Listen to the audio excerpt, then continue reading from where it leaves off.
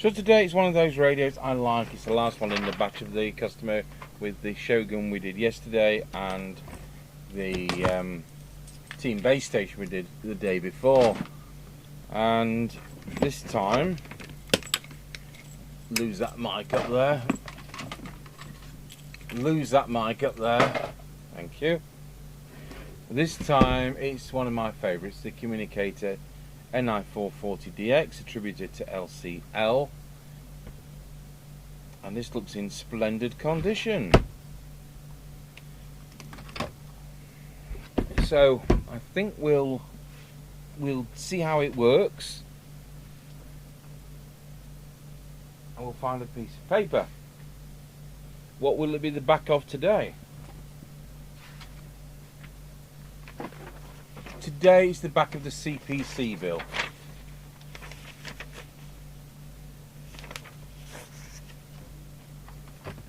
These are all paid, you know.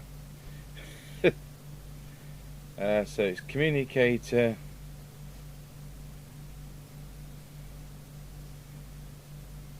I'd like one with a yellow meter to come in, but we never get the one with the yellow meter.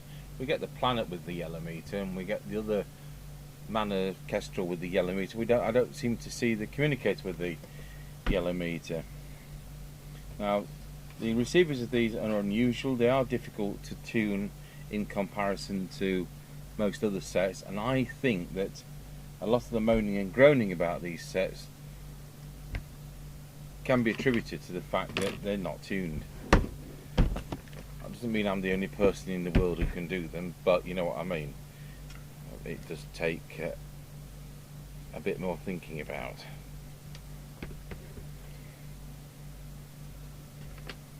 Don't know what keeps shorting out, but something does.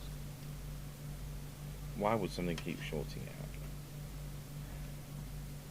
There's not been leads available in the UK for quite some time. Knights had some which you could shave a bit off and there was something near. Let's come on 19. So we'll do our tests on 20, and although it isn't a Cybernet thing, it's relay operated, it only needs 3 wires, not 4. A Cybernet mic is the right wiring. So we'll use our standard Cybernet mic. So I'll plug in the test equipment. So we want the extension speaker, whichever one that is. It's that one. Make sure it's in 4 watt mode and not 0.4 on the switch at the back.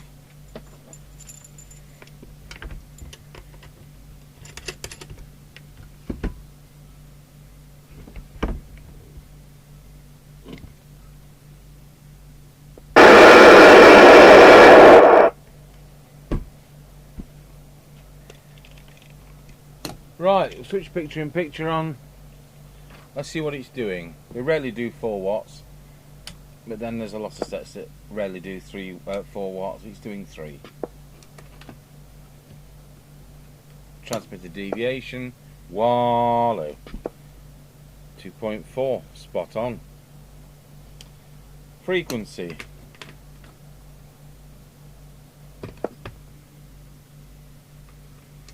Not scary. Should be 79125, but that's within spec. See if we can trim that up. And then receive. So 2779125 when I just about trim it, that'll do. Let's see what we've got. Oh, we can hear the signal generator at 1, that's 1 microvolt. RF gain to full. Roger bleep off.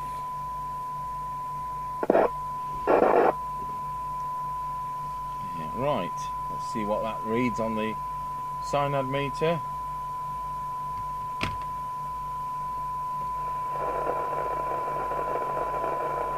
So with no intervention from me, it's doing a pretty incredible 0.46 microvolts.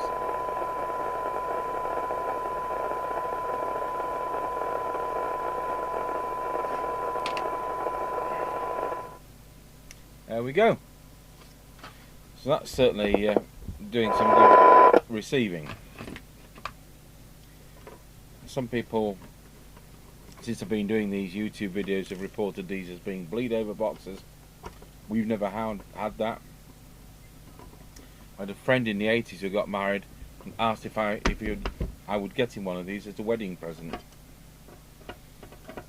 And I could have, out of the 120 available mobiles, he could have asked for absolutely anything. These were £89.99 at the time, and I got him one of these, and that was his choice. He was on our panel of testers, and he'd had about 50 of our sets to test for a week, he and his wife, as she became, and this was his choice. A bit old-fashioned for 1981. Let's go back to that. Just waiting for the smouldering back. That's like a soldering iron. These Weller things are quite quick to warm up, like about 20 seconds.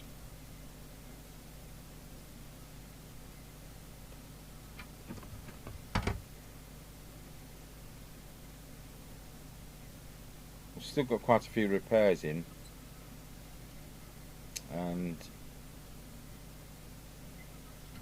I do have one or two new sets which I could be showing you, but I suppose the repairs need to take priority, even if we're doing them at a quicker rate than we say we normally do. So I just want to get them down. Can't say I spent that much time in the organ workshop, in the chapel, because on the organ, because of the sheer temperature. It was certainly cooler than outside, but not cool enough to work. I can't have air conditioning in there because it would cause shrinkage of leather on the organ. So that's always frustrating as an organist. So we need to clearly do a bit of something to that volume control, and I'll pinch a service hole switch cleaner off Mr. Chippy's bench later. So the 3 sets he sent in, 2 of them we've had to mess about with coils because of them being broken. So I think this must have come from another source. It's probably a set he's had some time, because none of the coils are broken. Good. So we've got some notes, other than musical notes. So let's just go through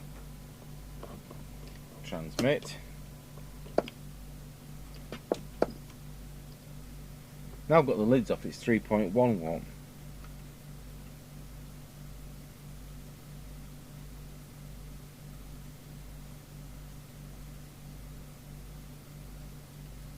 You know, I think I'll put it on frequency first, and then it's not far enough out to worry, but it would be fair, I think, to do it that way. So it's CT3, which is the yellow one to the right, not that one, which is going to be to do with the VCO, which we shouldn't have to touch.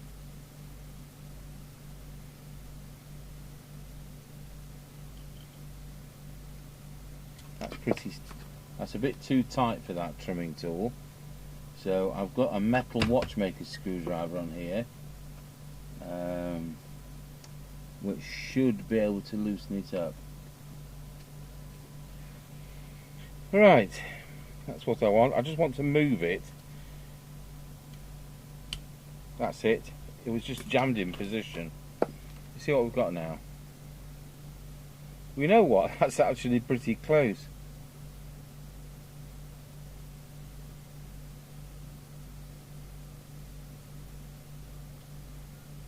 I think we'll leave it there just slightly high because they drop with age.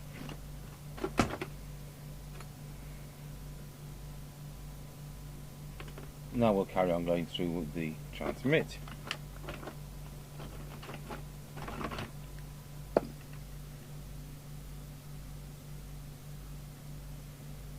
It is that little VCO twang like the not so good Midland 78 Plus multi does in Mr. Chippy's car. No, in my car, which we use as a test car.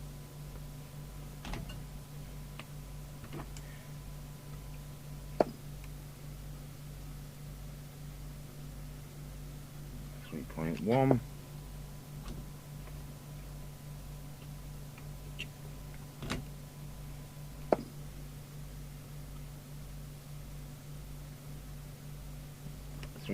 .2.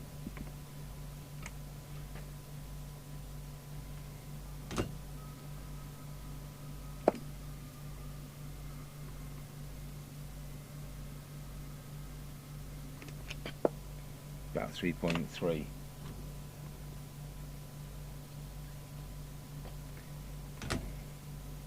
Good. So on low power,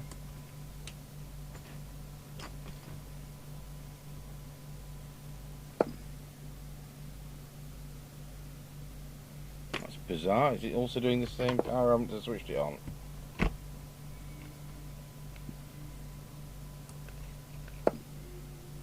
Oh, it's been twaggled, hasn't it? So it's doing high power on low power.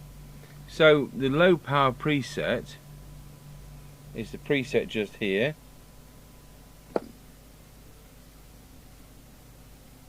Am I in the right position? No, I'm not. I was. Right, try again.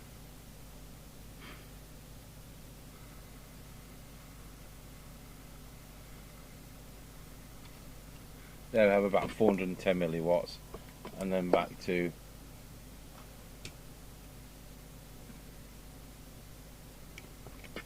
3-ish watts. Right, see what's next. Put it on frequency. We've done that. Let's see what the RF meter does. Now we know the radio is only doing 3 and a bit watts, but we still want the meter to read 4. That's psychological. It's reading 4.5, which is a bit generous.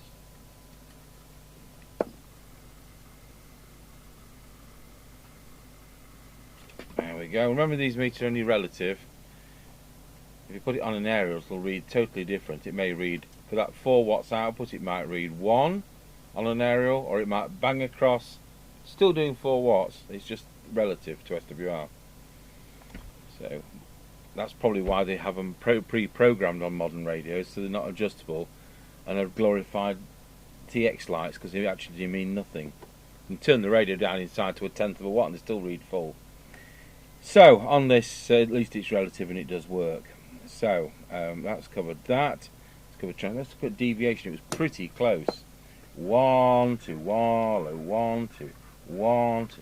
I think we can actually give it a little fraction more. Let's just have a look. So deviation is there. Let's try it just there. 1 to wallow. Testing 1. That's a little bit over the top.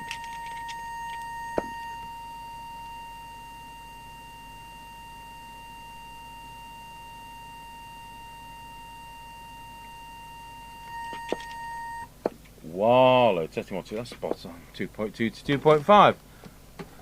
But the way it was set hardly really needed touching at all.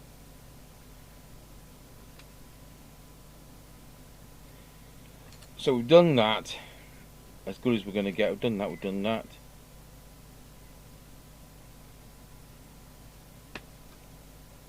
Done low power.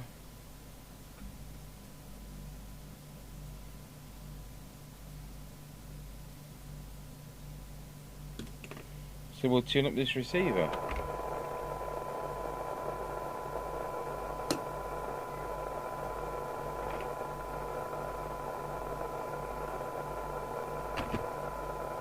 So we'll start by putting the oscilloscope on and turning the bench light off and doing the detector.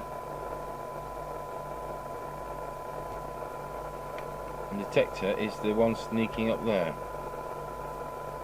So with an S9 100 microvolt equivalent signal and sufficient waveform to make it meaningful, a little bit of adjustment can make all the difference. To intelligibility, there's a good word for a Wednesday. So we'll switch over to that Switch the oscilloscope off, save a few watts. There we go.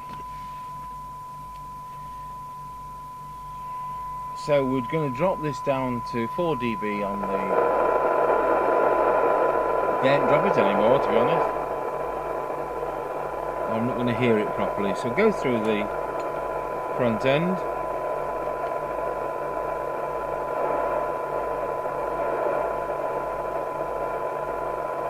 I mean, that was pretty close.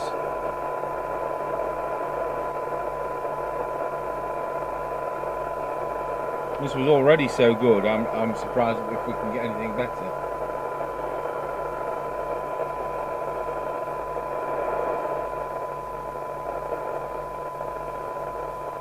Oh yes, we can.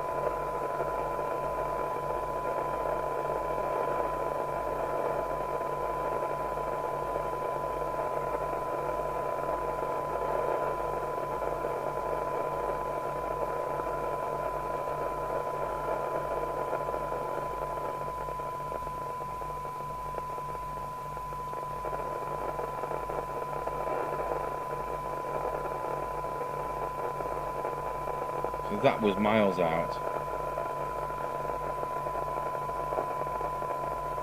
And this is the 10.24 injection into the receiver.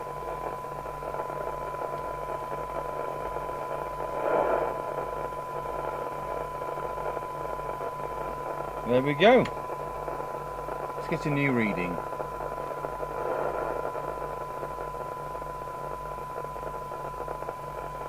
So it's now 0.38 microvolts.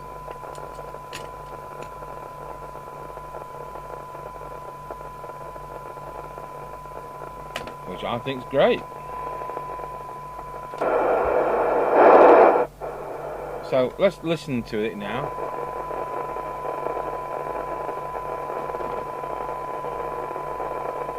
It's 0.3 of a microvolt. 0.25. Still hear the tone. 0.2. So, although this is more sensitive than yesterday's Shogun, it's noisier. So, on the sine meter reading, this is better. But in actual fact, the Shogun, which we were doing yesterday, will actually receive better.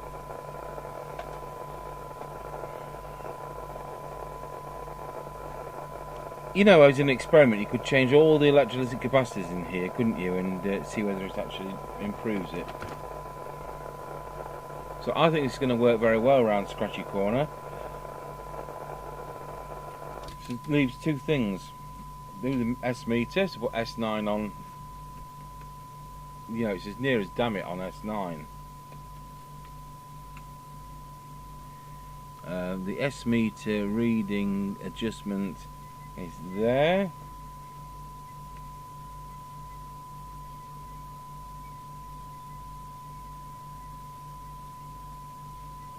So I've got it spot on. And then it leaves us with squelch to do.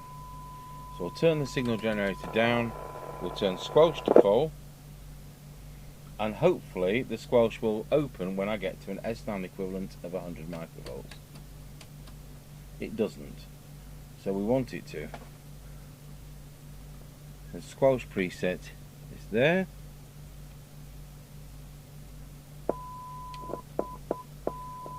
That feels dirty. So we're just going to, I've just sprayed that, we'll just waggle it around a bit.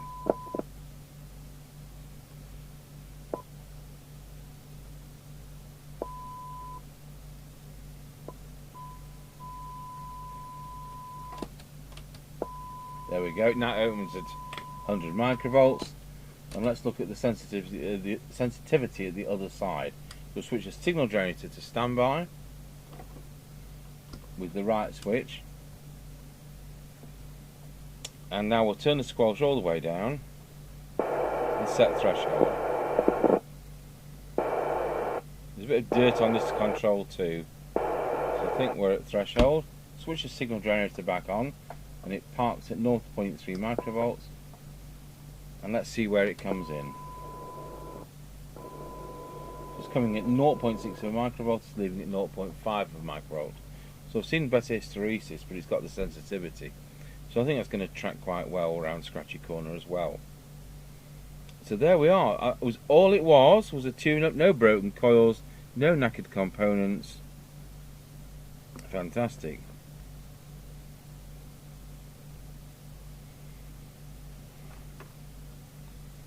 Right, we'll put the lids back on.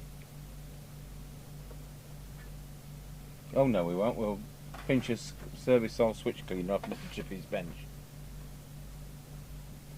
Right, so let's see what happens. I've cleaned the controls, and let's see what happens now it's on the air. 1 Anna Roger.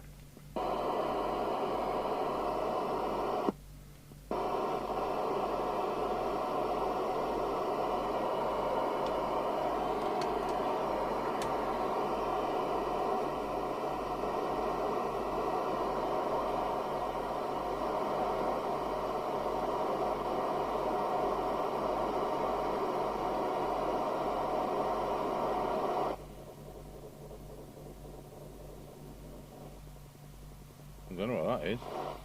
It's coming a long way on skip. Got over horizon radar. 1 Anna Roger. No Rogers. Let's see what it sounds like on our handheld. That Roger bleep especially. I'll just pop it to channel 20. I'd hate to annoy somebody 35 miles away.